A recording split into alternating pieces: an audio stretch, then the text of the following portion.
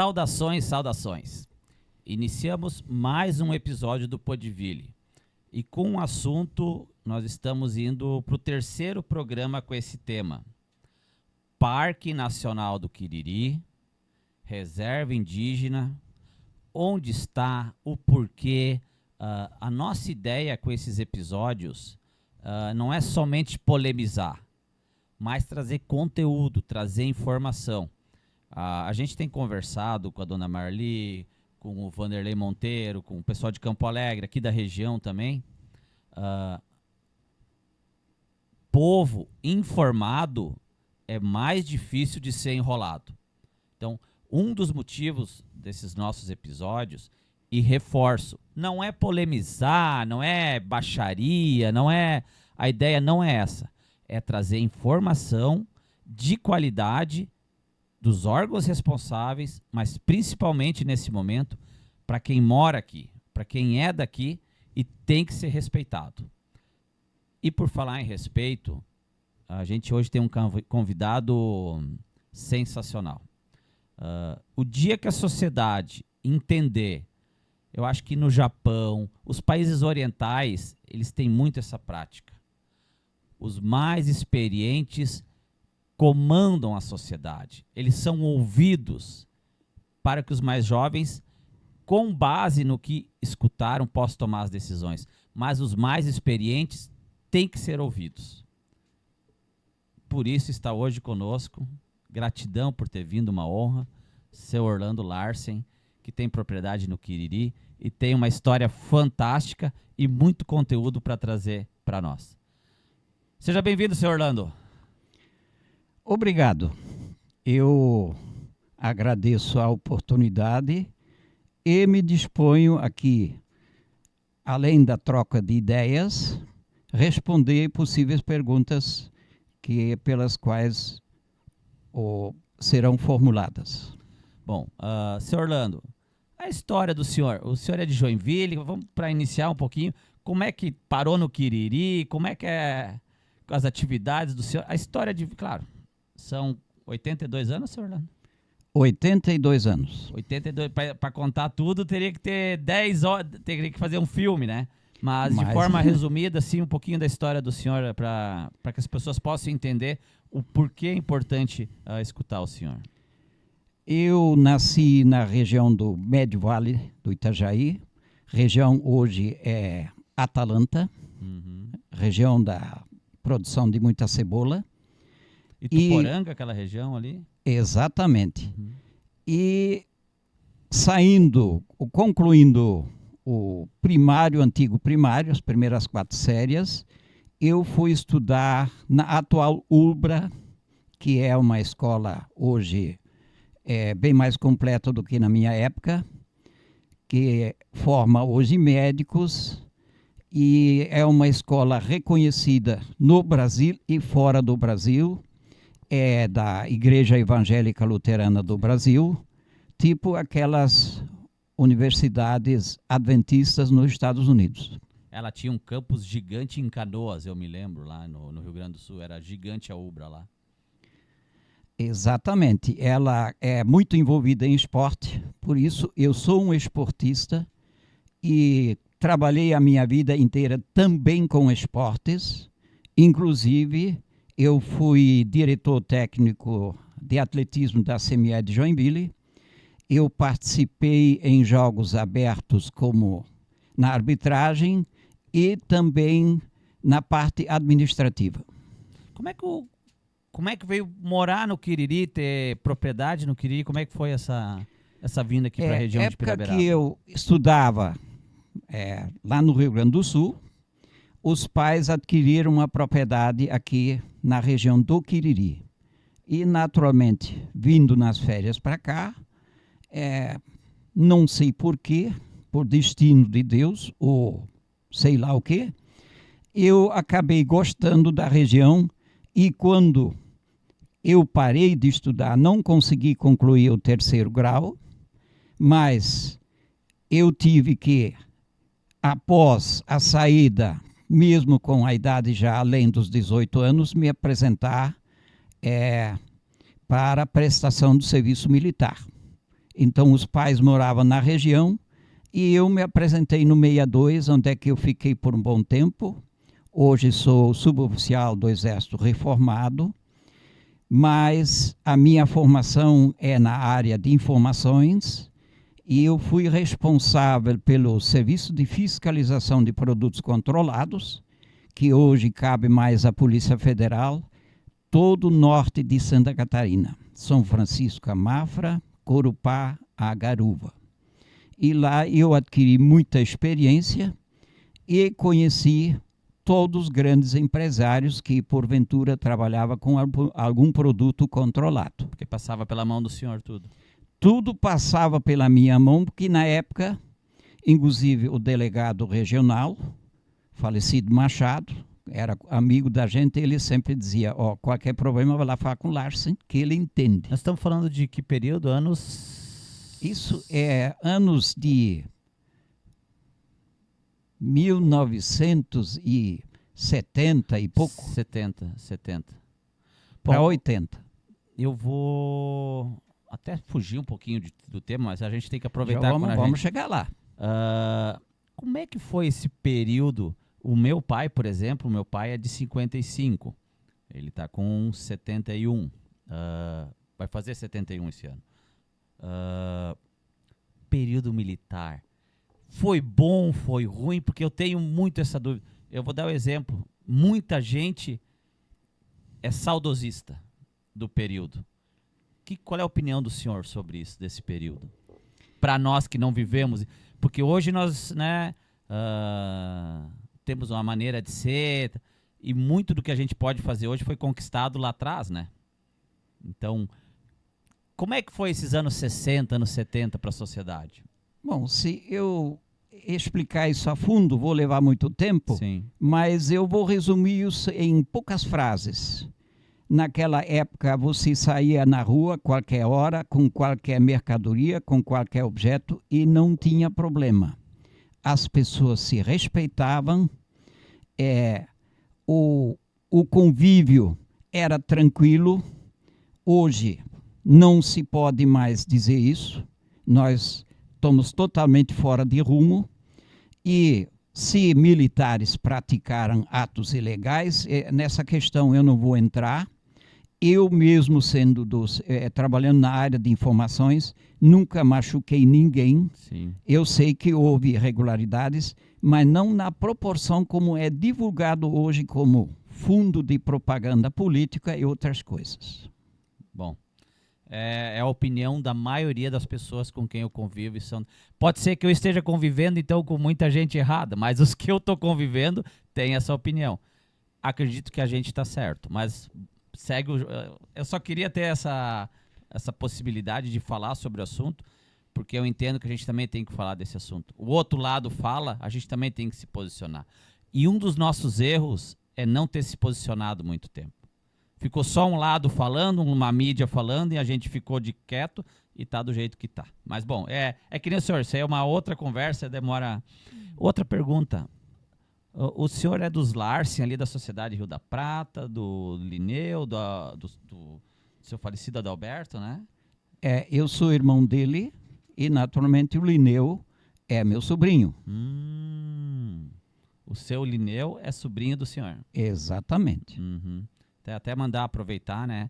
Mandar um abraço para Karen, né? Que esse ano, ela, a partir de 2026, assumiu, né, a presidência da Sociedade Rio da Prata, levando o legado da família, né? Que é de suma importância ali para a Sociedade Rio da Prata, que também é de suma importância para toda a nossa região, né? Então, um abraço para Karen, bom trabalho, né? E não é fácil, né? Mas vai dar conta com certeza e vai ser mais um sucesso a nossa Sociedade Rio da Prata lá. Ela é jovem, vai aprender apanhando. É assim que funciona, né? Exatamente. Mas se não, eu sempre digo, né? Se tu não quiser se envolver e tiver medo de apanhar um pouquinho, um pouquinho sempre sobra, né? Exatamente. Bom, seu Linneu,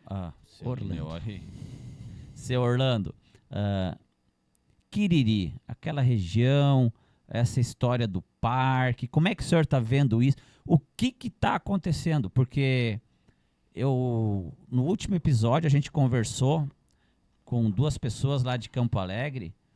O comportamento dessa instituição, do Instituto Chico Mendes, Bio e CMBio, é inacreditável.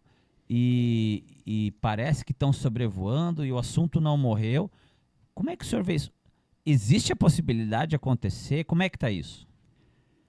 E essa possibilidade não só existe, como eu tenho certeza que vai acontecer. Certeza?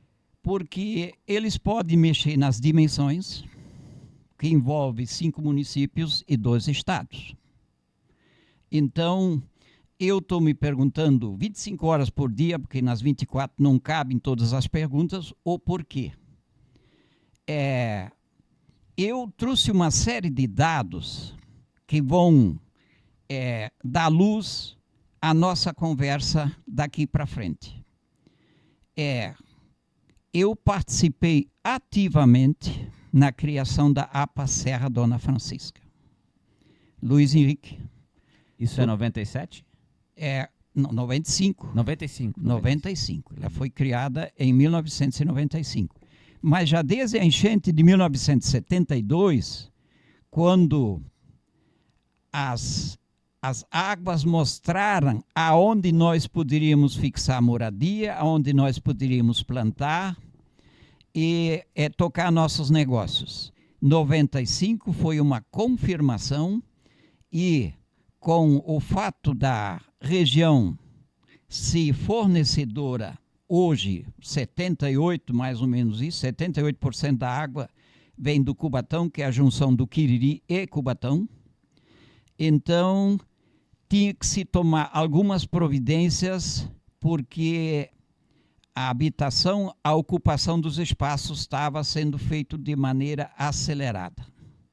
E o prefeito, na época, Dr. Luiz Henrique da Silveira, ele foi questionado numa reunião lá no Morro do 1º Batalhão, lá no que chamava o Morro da Polícia, para se começar uma fiscalização e tomar uma atitude em relação à construção de moradias e ocupação do espaço, já que onde quer se preservar a água, quanto menos habitante, melhor.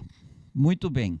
Me lembro muito bem, eu presente lá com meu irmão falecido irmão, Dr. Braulio, que é meu amigo, hoje diretor clínico do Hospital Dona Helena, época vereador. Dr. Braulio Barbosa. Dr. Braulio Barbosa, muito bem. Era meu caroneiro para o quartel, porque ele era capitão médico de carreira, mas trocou. É gente boa do Rio de Janeiro, se fixou aqui e não voltou mais. Sim, sim. Então, é velho conhecido. Muito bem.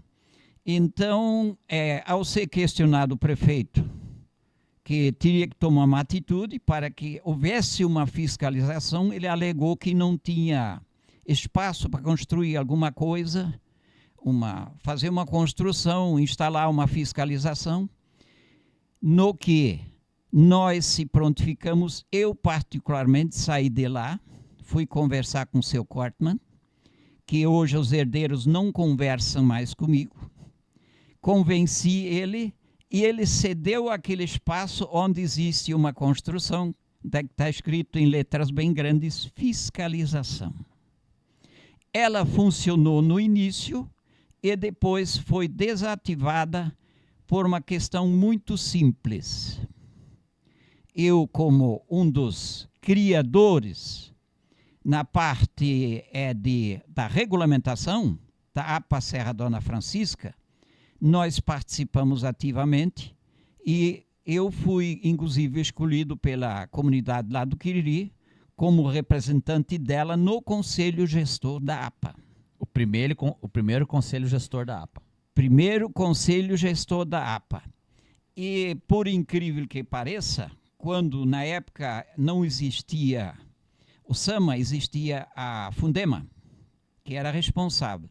E na época o diretor era um coronel Tirelli. Juarez Tirelli. Exatamente. Quando ele veio na primeira reunião do Conselho Gestor, porque é o SAMA, na época a Fundema, que dirigia os trabalhos, ele se disse incompetente e desconhecia o assunto totalmente, mas com o passar do tempo eu comecei a cobrar dele a fiscalização como constava nas normas. Fiscalização ininterrupta, 24 horas por dia, para controlar o material de construção e todas. Porque o Quiriri só tem um acesso, que é a entrada. Muito bem. No começo funcionou, depois gradativamente foi sendo desativado para, num certo momento, parar totalmente. E eu questionando ao presidente da Fundema, que dirigia os trabalhos do Conselho Gestor, ele alegava que não tinha verba.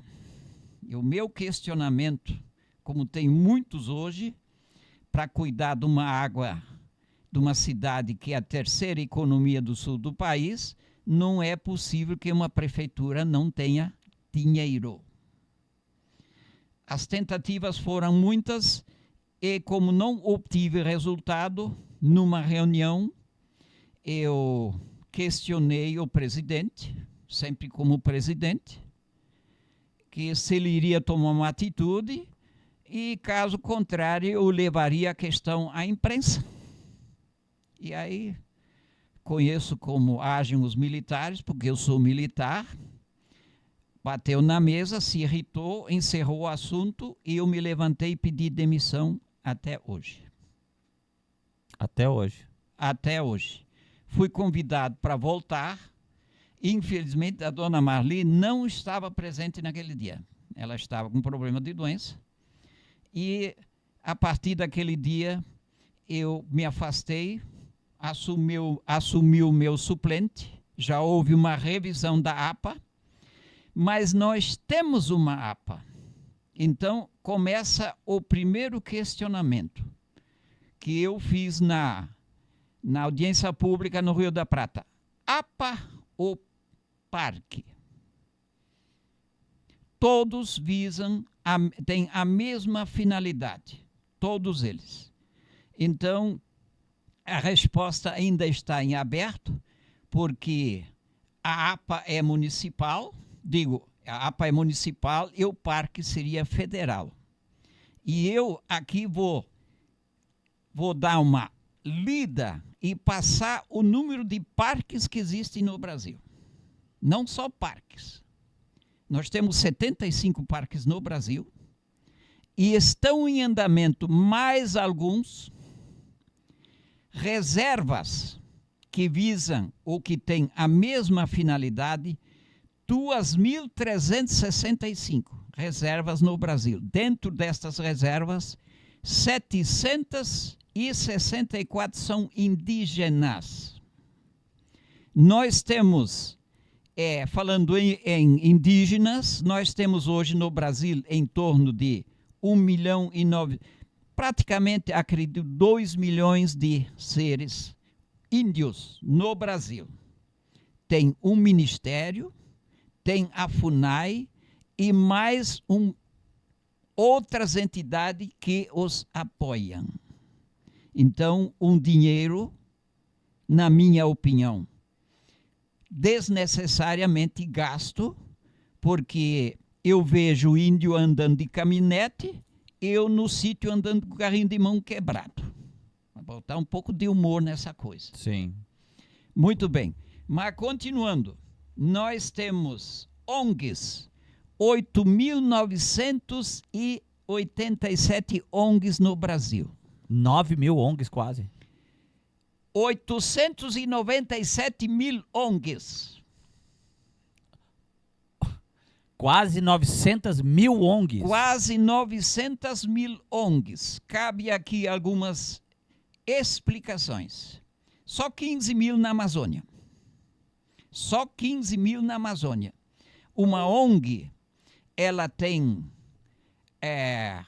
ela cumpre papéis dentro da sociedade e podemos dizer com toda a garantia que muitas são honestas, elas ajudam e são até necessárias, mas não podemos dizer quantas são pagas por entidades de fora do país e quantas são pagas pelo nosso governo.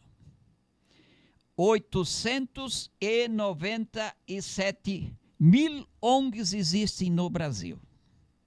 Então, ainda não chegamos ao final. Nós temos as reservas particulares. Tipo, nós temos aqui uma na região, que é do Tacolinder, Paulinho. Tem 35 milhões de metros quadrados. Eu, inclusive, dei uma ajuda para eles para identificar rumos. Isso foi uns 3 anos atrás. Então, são reservas particulares que nós temos no Brasil 1.500. Eu comecei a fazer um levantamento de áreas ocupadas pelas reservas particulares, os parques, e ainda nós temos no Brasil 427 APAs igual a nossa aqui. Dentre elas, são federais, estaduais e municipais. Então, quando nós falamos a nossa agricultura, que no meu entender tem a melhor tecnologia, a melhor assistência do mundo, que é a Embrapa, ocupa 8,5% do território para alimentar 210 milhões de brasileiros e exportar para mais 200 países. E está escalada para aumentar muito esta produção, porque o clima no mundo inteiro está diferente, ele está diferente aqui, mas nós temos um obstáculo muito grande, que são todas essas entidades aqui citadas, que naturalmente vou roubar uma frase do ex-ministro da Defesa, que disse o seguinte: as ONGs, elas interditaram a exploração mineral no Brasil. Falando em mineração, que não é o nosso caso aqui, nós exportamos muito ferro bruto, ou em lâminas, tá? Mas nós temos reservas muito grandes de fosfato que é aplicado na agricultura e nós importamos tudo. Tudo é por causa, palavra usada pelo ex-ministro da Defesa, as ONGs interditaram as terras onde existem esses minérios e onde também existem reservas indígenas, né? E assim por diante. Agora, com o evento das terras especiais, que são minérios especiais, Sim. o Brasil não tem tecnologia para explorá-las. E, pelo que eu vi na mídia nesses dias, o nosso presidente fechou um acordo com a Índia que tem tecnologia para explorar, né? Então, não sei se isso vai funcionar, porque o nosso amigo lá, o presidente dos Estados Unidos, está interessado por isso. Que nós somos o segundo detentor de reservas conhecidas, mas temos informações de plena confiança que nós somos o maior detentor do mundo em terras especiais, que hoje são absolutamente necessários por aqueles elementos para nossos equipamentos, os chips, tudo que são fabricados lá na Índia, Coreia e outros países. Esse é um questionamento que eu tenho escutado muito das pessoas.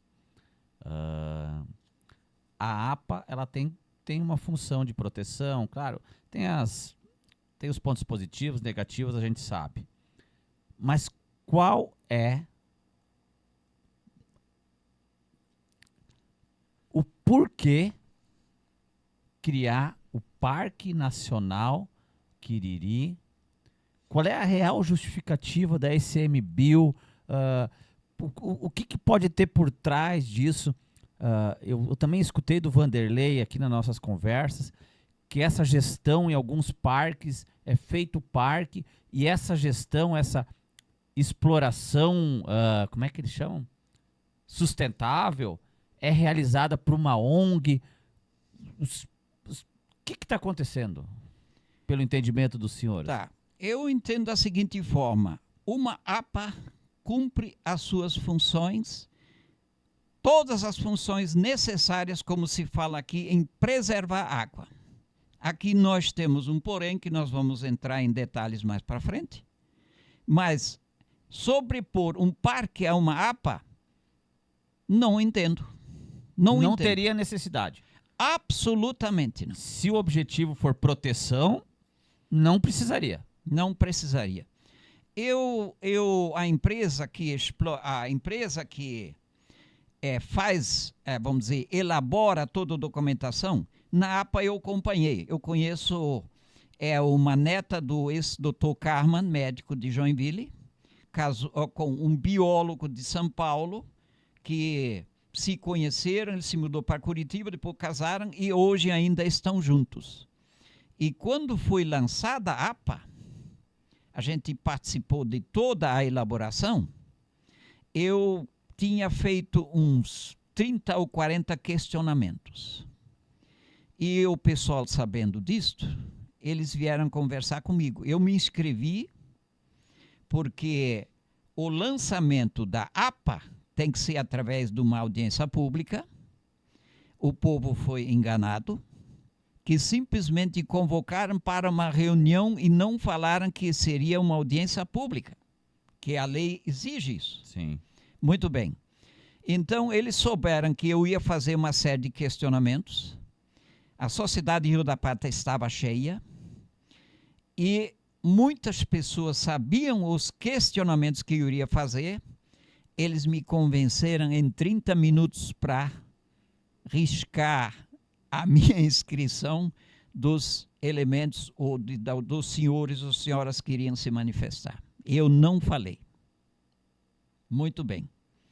Então, como a gente participou desde o início, o questionamento é um parque. Eu posso até entender, haveria necessidade no Brasil de alguns parques. Sabe que na Europa se cria parques que servem para acumular águas em períodos de cheias e quando as cheias somem são utilizados para recreios, para passeios, estudos e outras coisas mais. Mas no caso aqui, ela tinha uma única e principal finalidade: preservar as águas. Muito bem. Então, em 1995, nós tínhamos na época em torno de 300 moradores no Quiriri. Hoje nós temos em torno de 5.000. E não vai ser o parque que vai resolver o problema. Em parte, que daí entra uma questão que a gente acompanha na mídia, com relatos, fotos, como se procede quando é implantado um app. Mas antes, um parênteses. Desses 35 ou 75 parques que existem no Brasil, 71 foram feitos, a documentação foi feita pela mesma empresa. Dos 75, 71 foram feitos pela mesma empresa. Até 72, eu acredito que todas elas. Isso aqui seria a 76º, o 6º parque no Brasil, e vai ser. Muito bem. Então, me falaram que é uma autarquia. Nós estamos falando da ICMBio? Exatamente, é uma autarquia. Isto, em tese, quer dizer, ela tem autonomia, ela é independente. Mas eu fui olhar o dicionário, lá não diz exatamente isso. Diz que é parcialmente independente, mas também uma parte dependente. Então, ali começa a explicação, o porquê do parque. Naturalmente, ela deve ter uma bandeira política. Não vou dizer, mas todos devem deduzir quem está no comando. Tá? É de esquerda. Ligado ao Naturalmente. PT, PSOL, essa turma. Naturalmente. Uhum.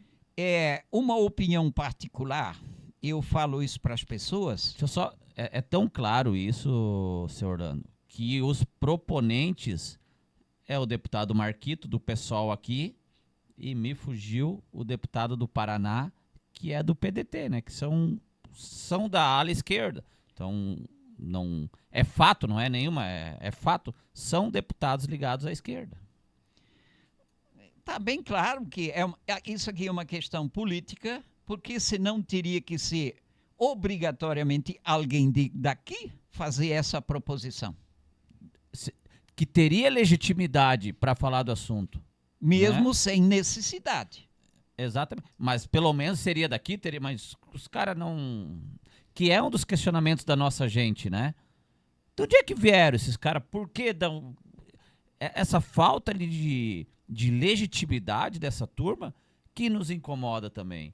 É como alguém de fora. Eu não tenho histórico nenhum do Quiriri, eu não planto, eu não. Agora eu vou lá na propriedade do senhor dizer pro senhor como é que o senhor tem que fazer lá. Isso não tem como a gente aceitar isso, né? Não tem porque, primeiro, não deu para entender.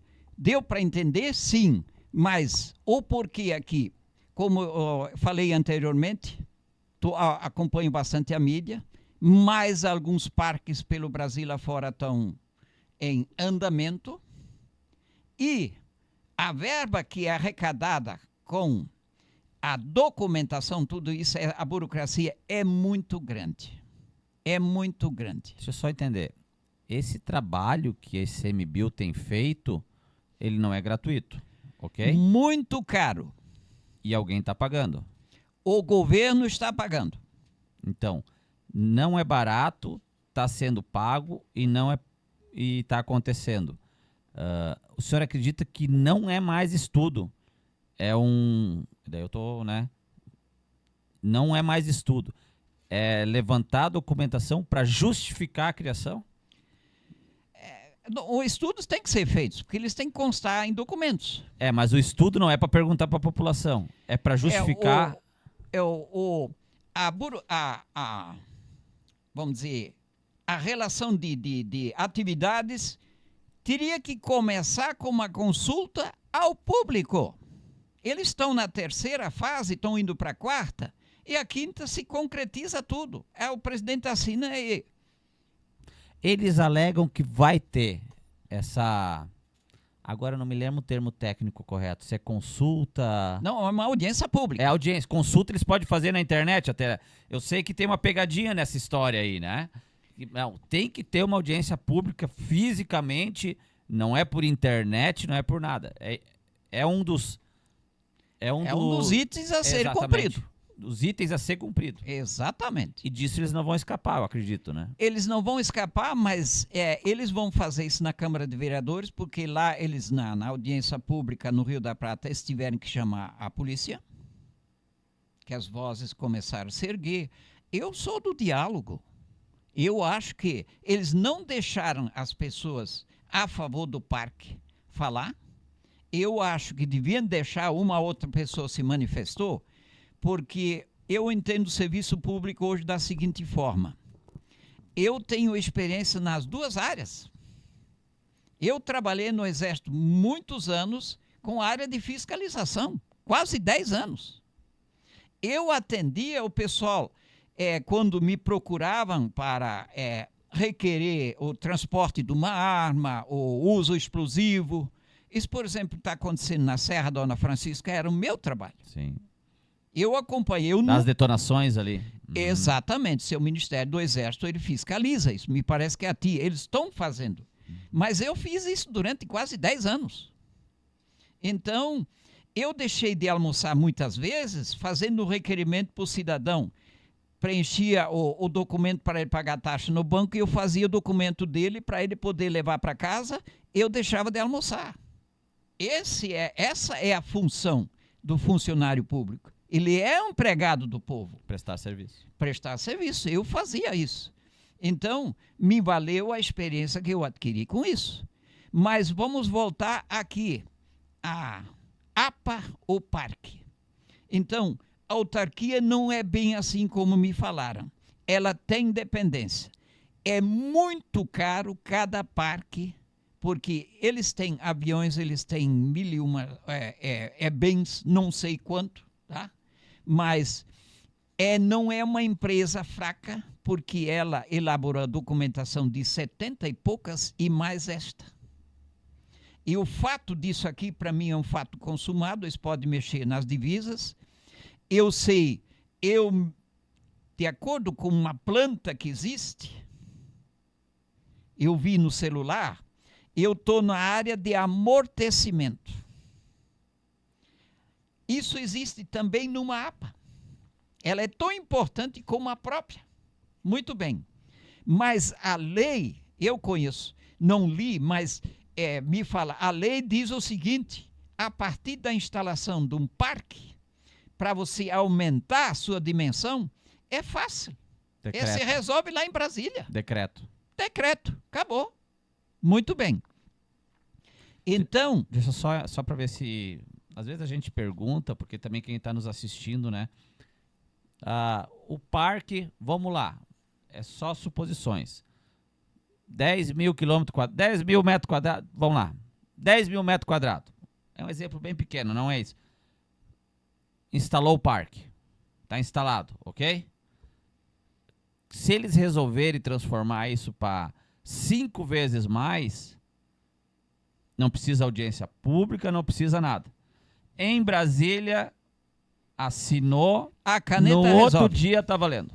A caneta resolve. E o detalhe, nós ainda temos que entrar mais em detalhes, mas ainda um itemzinho que eu queria citar. Antes de não entrar em pormenores aí da APA. Eu fiz questão, peguei a filha e vamos consultar. Nós consultamos aqueles requisitos necessários para a implantação de um parque. E achamos o número 1, ou no número 2, o número 1 do número 2 é bem claro. Desapropriação, indenização, quem tem escritura. Quem tem escritura, pelo valor do registro, que é sempre 3, 4 vezes inferior ao valor real. Construções, avaliações deles, tá? E quando o parque está instalado, foi assinado, eles vão chegar lá e te dar um prazo, como faz o bandido no Rio de Janeiro. Eu vi uma coisa essa semana na televisão que aconteceu no norte do país. Tem vilas, bairros de cidades estão abandonadas, onde o crime organizado chega assim, escreve na casa dele, na porta, vazou. É o comunicado. Outro dia você tem que estar fora, senão eles submetem àqueles horrores que o bandido faz com o cidadão comum. Então, no Rio de Janeiro é a mesma coisa. Estou falando isso há 20 anos e as pessoas não acreditavam. O cidadão, o bandido chega na tua casa, gostou da tua casa, ela está num ponto estratégico, boa visão, é interessante, né? Ele diz, eu achei bonito essa casa. Aí ele pergunta, é sua esposa? Essa é sua filha?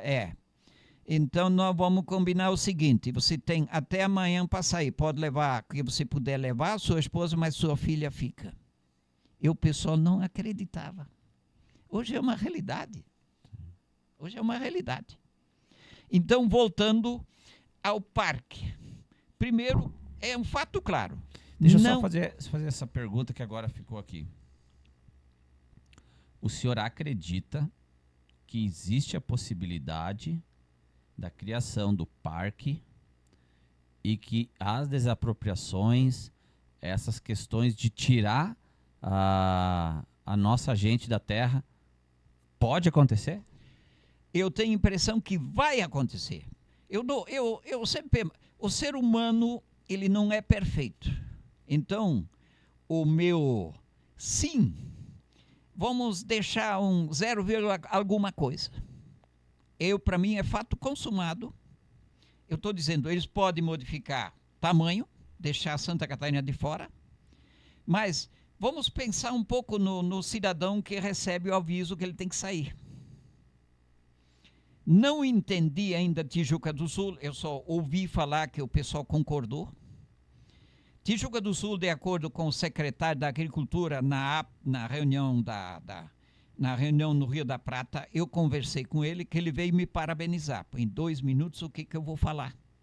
Aí eu citei dados só, que o índio tem 30%, tem 15% em seu poder do território, agricultura 8,5%, e de acordo com a derrubada do marco temporal pelo Supremo, pega mais 15%. Está reivindicando mais. Índio hoje, todos que estão me ouvindo e vendo, índio hoje é sinônimo de, vamos usar o termo de gíria, é encrenca, é entrevero, é embate, possivelmente sempre morte. Não tem outra alternativa, porque o índio, ele não cumpre a Constituição. Ele pode pescar onde você não pode, ele pode caçar onde você não pode. Ele não planta, por isso não agride. Porque se ele plantar, ele vai agredir com qualquer um agride ao meio ambiente. E são fatos, são incontestáveis, não tem ciência que explique coisa diferente. Sim. Então, hoje nós temos os índios que são pagos para não trabalhar. Tem índios que não querem trabalhar. Né? E também tem índios... eu vi esta semana, no domingo, num jornal, do Programa Rurais, que lá na Amazônia, lá em cima, no Amapá, é na divisa lá das Guianas Francesas, bateu uma doença que veio da Ásia ou África, que ele chama de vassoura de bruxa, que é conhecida no cacau. E ela simplesmente está dizimando as plantações de aipim que existem na região. E o índio basicamente vive da exploração do aipim, ou lá eles chamam de mandioca. Pronto. Então, esse ainda quer trabalhar e não pode. E tantos a medicação, os chás dos índios sempre eram reconhecidos como a salvação de todos os problemas de saúde que existem. Hoje, se o governo não der assistência através da medicação convencional, ele morre de doença. E a mesma coisa em relação à comida. Se não houver a cesta básica, morre de fome. Então, eles necessitam de assistencialismo. Eles são totalmente dependentes. Eu não sei porque nós chamamos de branco, podia até me ofender. Dizer, absolutamente discriminação hoje, para mim não existe. O branco é branco, o preto é preto, e o amarelo é amarelo, e sucessivamente. E segue o jogo. Segue o jogo. Perante Deus, todos são iguais. E a Constituição nossa diz que perante a Constituição nós somos todos iguais. É uma inverdade. Quando, voltando ao cidadão, ele agora recebeu o aviso que ele vai ter que sair. Então, ele vai receber a moeda do governo. Qual é a moeda do governo? Precatórios. Não vai pingar um Pix na tua conta. Não sei, mas um fato me relataram, esse tempo atrás, que tem gente aí na região, aí entre Joinville e Garuva, que está para receber ainda dinheiro de terras que eles perderam quando da duplicação da 101. O governo diz que está te devendo, não nega, mas não paga. Não tem. E nós ainda estamos num ano, vamos dizer, se mantendo em pé. A previsão de todos os economistas, os estudiosos da área, eu sei somar, tá? Aquele meu dinheirinho que eu tenho, tá? Mas ano que vem nós vamos ter muitas dificuldades. Muitas dificuldades. Então, parque, o APA, e naturalmente eles já até colocaram índio na serra e também no Quiriri. Não vou falar o que aconteceu, porque eu não quero denunciar ninguém, mas eles receberam um aviso que lá não é o local deles, porque eles estão sobrando aqui de Araquari por causa da duplicação. A duplicação da 280, né? Sim. Ela atinge uma área que é deles. Então, eles estão querendo relocar eles a algum local. Agora, no Quiriri não é o local adequado. Não é. Sim. Não sei o que vai acontecer. Voltamos ao morador. Eu sempre digo, aquele cidadão, vão ser atingidas centenas ou milhares de famílias.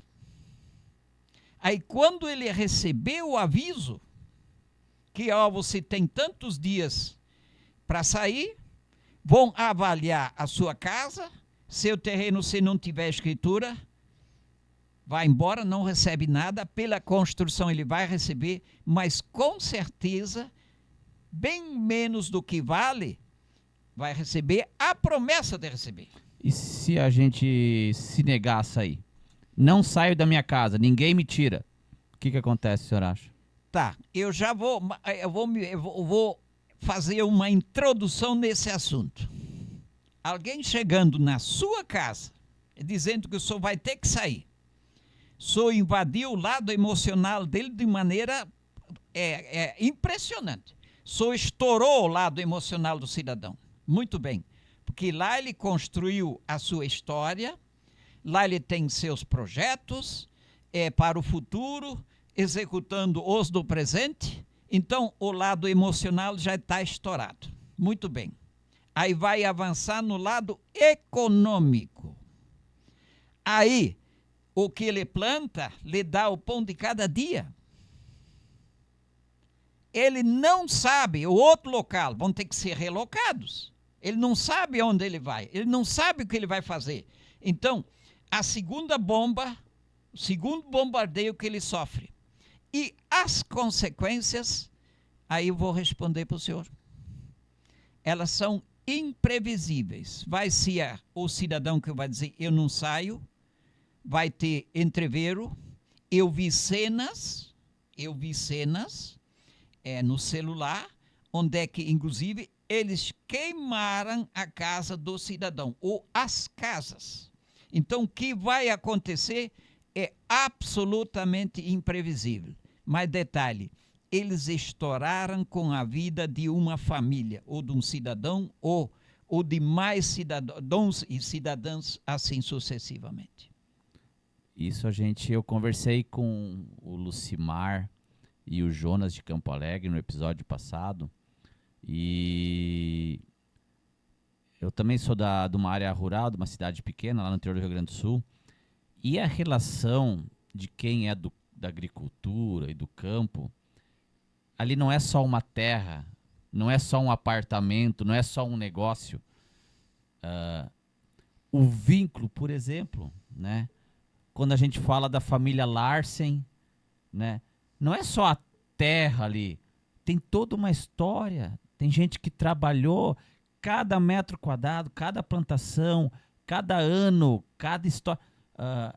Essas famílias, elas construíram o Rio da Prata, Sociedade Dona Francisca, levaram comida para Joinville. Eu tenho dito isso, senhor Orlando. Esse problema não é só de quem mora no Quiriri, tá? O pessoal de Joinville que acha bonita a história de parque, que acha que vai comprar essa história, 70% da água é daqui, tá? E é que nem o senhor falou. Pelo que eu tenho visto, a preservação da água não é o real objetivo. E a tendência é que ocorra... Isso é outra coisa. Se hoje o Quiriri, essa região está tão bonita ainda, apesar das dificuldades, é da nossa gente que cuidou aqui, né? Então, a terra do senhor lá, quem é que cuidou? Não foi Ministério da Agricultura, não foi Meio Ambiente, não foi nada estatal, nenhum órgão público. foram as famílias, foram as pessoas daqui. Então, essa relação com a terra da nossa gente, ela é diferente. Não é só trocar de apartamento, como às vezes o pessoal da cidade... Não tem história, né? Então, que é esse item que o senhor falou, é essa bomba emocional que a nossa gente está sofrendo agora, seu Larsen. O que vai acontecer? Esse que vai acontecer machuca as pessoas de uma forma que não é justo. Eles vão destruir famílias e tem falta ressaltar algumas coisas aqui ainda. Quando foi inaugurada a ponte, lá no Ponte Alta, no Quiriri, quem trouxe essa ponte para lá são 3 pessoas. Sabot, secretário de Piraberaba, Fischer, dono do britador lá em cima, e o cara que está falando aqui, que foi, sem puxar Einlobstink, se fala em alemão, mas sem esta pessoa, essa ponte não existiria. Porque o Fischer foi receber um dinheiro de Pedras Grandes que ele tinha fornecido para a ponte do Pico, a ponte nova. Sabot foi lá pagar, época da prefeitura, Dr. Luiz Henrique era o prefeito, e ele disse: Fischer, tu acerta rápido que eu tenho que dar um destino na ponte, de uma parte da ponte do Pico que sobrou. O prefeito tinha dado essa missão ao secretário de Piraberaba. Aí ele disse: vocês vão colocar essa ponte aonde? Há uma previsão na Univille, no centro onde é que tem essa ponte, perto da prefeitura, essa ponte de ferro, Chaparral, ou não sei aonde. Aí o Fischer falou: por que você não vai lá falar com Larsen e bota essa ponte no Quiriri, lá uma ponte alta, que estão necessitando? Muito bem. Sabot, na hora do meu almoço, ele chegou lá, e aí é uma novela, não vou contar ela toda, porque não tem tempo hábil para isso. A ponte está lá graças a esse cara que está falando com vocês. É isso que eu digo. Tudo tem uma história, tudo tem um porquê. E isso, ainda mais na nossa área rural aqui, volto a repetir, tem a história da família Larsen, está envolvida em várias coisas. Então não é assim, tirar os Larsen daqui e jogar para lá, ou tirar uma família tradicional. Isso não pode ser assim. Isso não deve ser assim. Não. Meu irmão foi 4 vezes presidente da Sociedade Rio da Prata. Ele foi homenageado em tudo que é entidade, que eu acompanhava ele, que nós éramos conhecidos como o gordo e o magro. Eu sempre fui magro, eu sempre fui mais diplomático, ele soltava o verbo na hora. Mas eu vou me lembrar de um fato quando foi inaugurada a ponte no Quiriri. É motivo também de uma história. Eles me escalaram para falar. Tinha uma associação, uma presidente, mas me escalaram para falar. Tudo bem. Eu não pude, me preparei e fiz o meu discursozinho. E num determinado momento eu disse: doutor Luiz da Silveira, ele era amigo da gente, só dá uma olhada para a água. Se a água ainda está limpa, porque tem gente que cuida. E agora eu vou falar uma coisa que é a solução da maioria dos problemas. Falei para ele o seguinte: se eu investir R$1 na educação de uma criança na cidade, aqui se eu tenho que investir 3. Se aconteceu ou não aconteceu, não sei. Mas há muitos anos eu vivo indo nas escolas, perguntando qual é o volume da educação ambiental. Pequenininha. Mas é um fato. Mas eu quero agora ressaltar: parque ou APA. A superposição não tem justificativa. Aqui na face da Terra não tem justificativa, porque os dois têm o mesmo objetivo. Eu, particularmente, estou em fase de implantação de um projeto que eu considero inédito no Brasil, que eu não vi em nenhum local ser implantado um projeto desse tipo, desses moldes. Eu estou estudando há muitos anos Código Florestal Brasileiro, que eu quero falar em seguida, a Lei 12.651, que depois foi complementada pela Lei 12.727, que é o Código Florestal Brasileiro, que foi publicado no ano de 2012. Mas o meu projeto, eu quero aplicar os 3 códigos florestais na minha propriedade, com identificação dos artigos de todos os acidentes existentes lá. Então vai ser uma aula prática. Estou plantando, tenho mais ou menos praticamente pronto 5 quilômetros de estradas e trilhas. Estradas e trilhas. Minha propriedade não é muito grande, mas consegui fazer. Então, eu programei a cada 5 metros, eu vou plantar uma árvore junto àquelas estradas ou trilhas já tem árvores, e elas serão identificadas. Eu já gastei bastante dinheiro plantando árvores no Quiriri. E a minha propriedade, ela já está mais do que 80% preservada. Estou plantando árvores, e tem um detalhe, eu estou plantando árvores, quero plantar mais de todos os biomas, porque o nosso clima, antigamente no sul era um, no norte, na Amazônia era outro. Ele hoje está se confundindo. Ele está se confundindo. E eu recebi, não estava pronto ainda no ano passado, em julho, meu genro, eu tenho um genro, ele é engenheiro mecânico, trabalha na GM, mas ele trabalha com robótica, inclusive leciona agora à noite, a base eu tenho um neto, seu Mateus, futuramente vai ser um cientista, porque na matemática ele está... Que idade ele tem? 13 anos. Uhum. Ele, naquela escola nova, onde é que era o antigo Moinho Santista, é uma escola de ponta do Brasil, é uma escola técnica.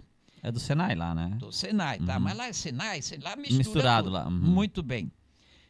Ano passado, num exame de matemática, ele fez 200 pontos, 2.000 e poucos alunos, ele fez 200 pontos, e o segundo lugar fez 100, e o terceiro 50.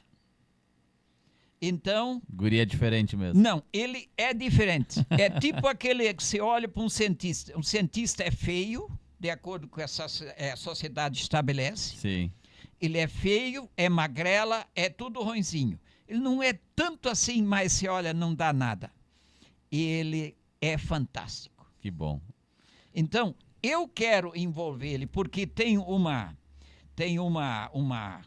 neta, chamo de Mimi, o nome dela é Manuela, então ela está indo lá também. Ela está com quanto? Ela está com 6 anos. Essa tá... 6 anos. É os únicos neto e neta que eu tenho. Então, eu estou querendo envolver eles lá. Isso aí.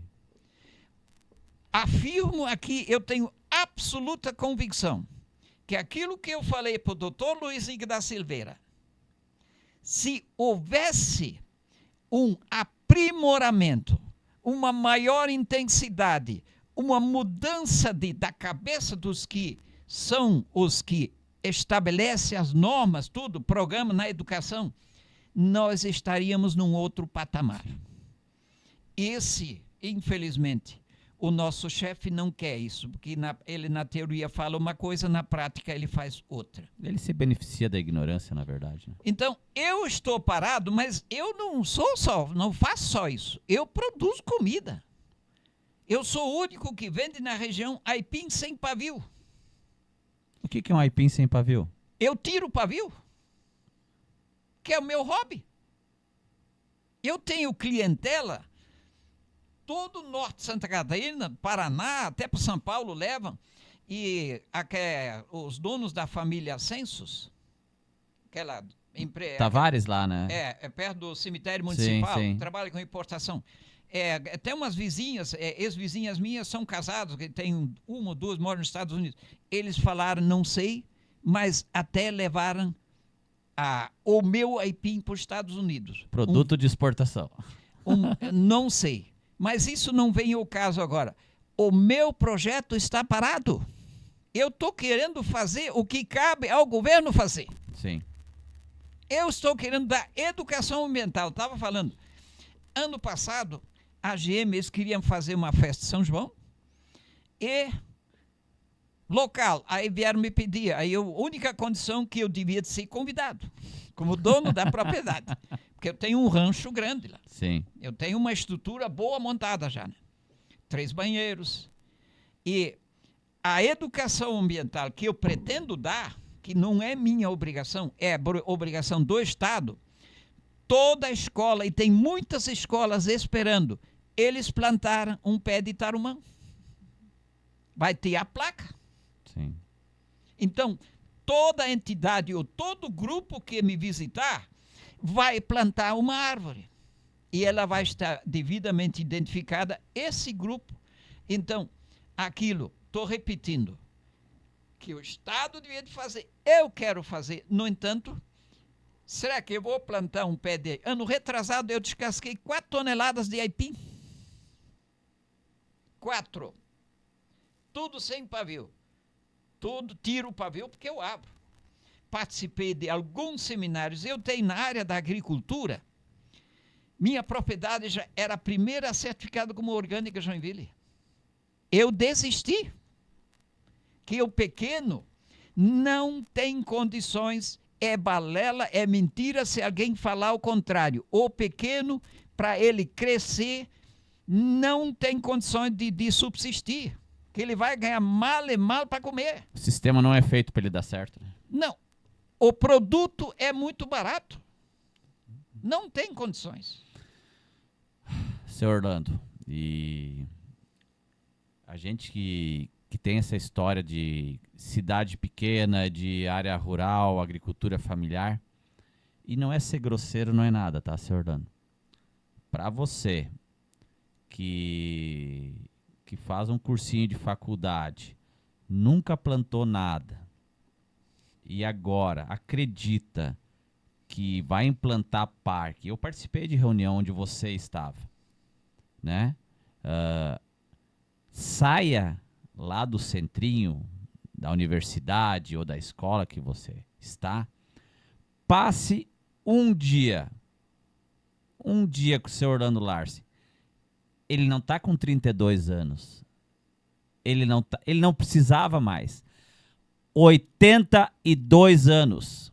E você aí que quer implantar o parque, o que você já fez? O seu Orlando está querendo fazer projeto aos 82 anos na propriedade dele, que ele comprou com o dinheiro dele, que a família dele comprou. Ele não está fazendo projeto na terra dos outros como vocês querem fazer. Aos 82 anos. O que você fez para a educação ambiental? Então, para vocês que são apoiadores do parque, ambientalistas extremos, repensem.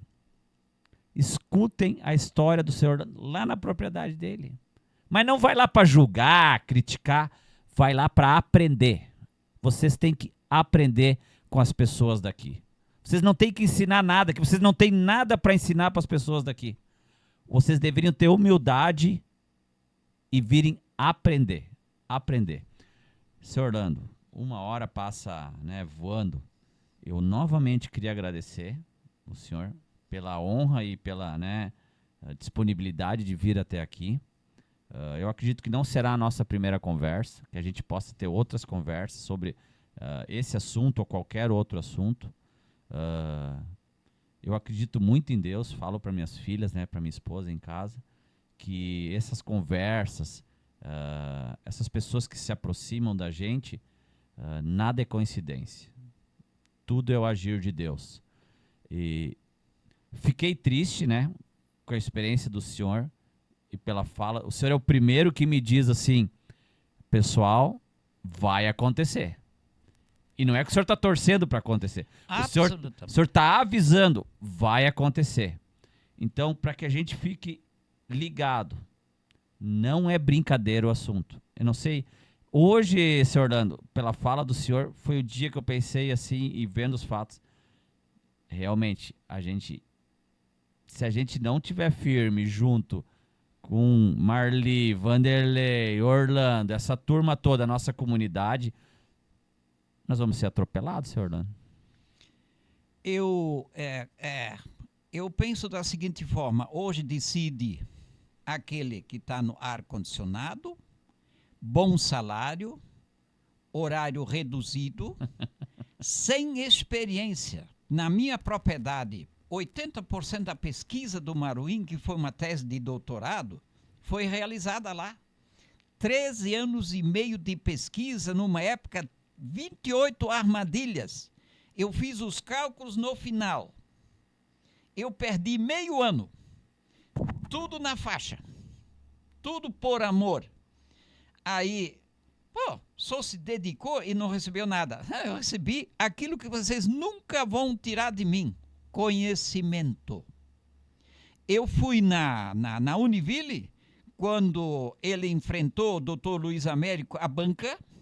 Veio um doutor de Florianópolis, um doutor de Itajaí e um de Joinville. Eu questionei e discordei de um doutor. Aí houve não um entrever, uma troca de ideias. Aí ele disse para mim que eu devia ele queria conversar comigo. Aí eu disse que ele teria que marcar a hora, porque eu trabalho muito.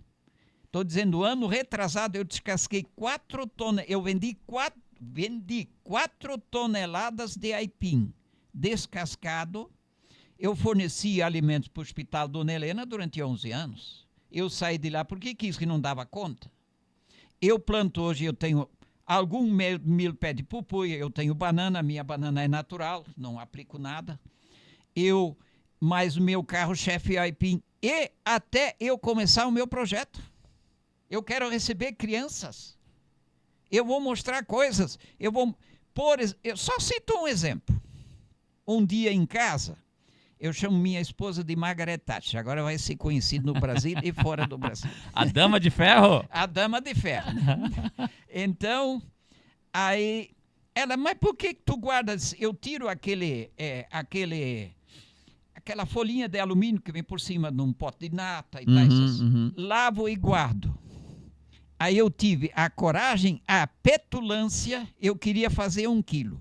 Sabe quantas folhinhas dessas eu guardei que servem para reciclagem? 1000. Então, eu quero uma série de coisas que eu quero ativar lá. Que as professoras vão levar as crianças? Não. Primeira coisa, aqui todo mundo devia de reciclar, na APA todo mundo devia de reciclar. A ocupação está fora da medida. E, infelizmente, eu tenho que dizer publicamente, vou usar uma linguagem caipira. Não é o atual Sama. Desde 1995 ou até antes, os senhores falharam. Expressão caipira. Os senhores falharam. Não deixando. Se eu reproduzir aqui, o que eu falei na audiência pública? Quando nós falamos 36 minutos, João Carlos Gonçalves, ele foi cassado. Muito bem.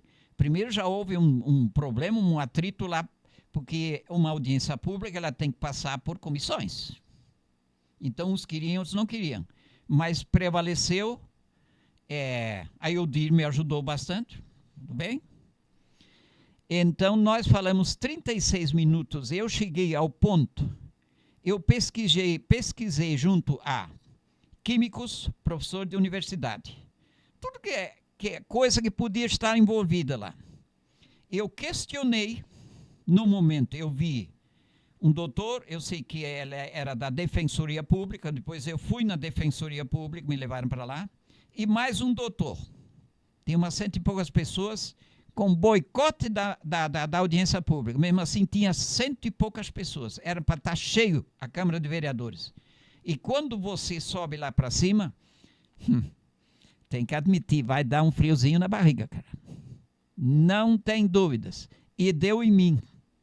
Mas eu tinha que dizer aquilo que estava travado. Eu descrevi o que o cidadão, aquele mala, vamos dizer assim, que sai da sua casa em Joinville, vai predar a Barranca do Rio, vai fazer as suas necessidades na Barranca do Rio ou dentro do rio e outras coisas mais. Aí quando eu cheguei no ponto de, agora, senhores, eu vou baixar o nível. Estou vendo 2 doutores sentados. Poderia me responder. Não, eu vou responder pelos senhores. Senhores, com certeza pertencem a um clube que tem uma piscina. Para os senhores tomarem banho nesta piscina, os senhores têm que passar por um exame médico, correto? Muito bem, se eu tiver uma frieira, não preciso me responder, o senhor não vai tomar banho. Só que no Quiriri, a água que é captada para o nosso consumo na cidade, vai o cidadão, começar pelo homem, sem discriminar o lado feminino. Ele vai com ânus sujo, doente, e vai com escroto sujo e doente, carrega doenças na pele, no corpo, além de se satisfazer lá, fazendo suas necessidades, porque não tem banheiro, na Barranca do Rio ou dentro do rio, e a mesma coisa acontece com as senhoras. Fora a química que usa no corpo, não vou dizer um protetor solar que tem tanta química, mas o cloro não dissolve isso. O cloro só trabalha com coliformes totais e fecais. Aí as senhoras, na mesma situação, com seu ânus sujo e doente, sua genitália suja e doente, e depois nós em Joinville temos que consumir a água, que só passou por um tratamento de cloro. Então, eu me senti feliz na hora, porque se tivesse um mosquito voando, eu o escutaria. Foi minha audiência pública. Mas sinto hoje, infelizmente, eu faço um apelo, se alguém... Eu tenho contato com o nosso chefe do SAMA. Quando eu quero falar com ele, às vezes eu preciso apelar, porque é difícil, é muito serviço, mas eu vou precisar deles, porque hoje, para eu identificar árvores, não é fácil. Eu tenho livros, mas eu vou precisar do SAMA, porque às vezes o que a lei federal diz, a prefeitura de Joinville cumpre o papel do Estado e do município. Ela tem que, para eu poder entender, identificar uma lei que ela diz X, a prefeitura nunca pode amenizar, sim, mas ela pode... tornar mais rígida, né? Tornar mais rígida, nosso termo popular seria arrochar. Pronto. Então, eu preciso deles, porque quando o meu projeto estiver pronto, todos serão convidados. Tá? Vai ser o dia da minha realização. Pessoal, né? Passamos de 1 hora de conversa, mas graças a Deus poder escutar o seu Orlando, a experiência, as histórias, venha ao encontro, né, do que a gente tem de propósito em relação a esses episódios do Podville, em relação ao Parque Nacional e o que vem acontecendo. Seu Orlando, gratidão, né? Se o senhor quiser deixar uma mensagem também para a nossa gente aí, da nossa gente de Piraberaba e também para você de Joinville, reforço, esse pepino também é de vocês. Não acreditem nesse canto da sereia que estão vendendo. Não é bem assim, tá bom? Seu Orlando, desde já agradecer vocês que nos acompanharam. E seu Orlando aí para encerrar. Bom, eu só posso dizer muito obrigado e me disponho para pegar um assunto específico e se aprofundar bem mais. Porque... nós tratamos os assuntos hoje superficialmente, mas eu convoco a todos, você que diz que o problema não é contigo, mesmo morando na cidade, o problema é contigo. todos os moradores de Joinville, que tem os que se manifestaram a favor, porque devem trabalhar no ar-condicionado, bom salário, horário reduzido, vão viver lá. Eu tenho os dois lados, a vivência nos dois. Eu vivo na cidade, mas estou lá. Então, todos estão convocados. E se nós precisarmos para movimentos de maior peso, eu estou contando com todos vocês, porque eu estarei lá. Então, deixo um abraço para todos e peço desculpas se numa eventual palavra atingir alguém, mas não é essa a minha intenção. Eu sou do diálogo. Muito obrigado a vocês todos. Pessoal, mais um Podville. Gratidão e que Deus abençoe a todos. Valeu!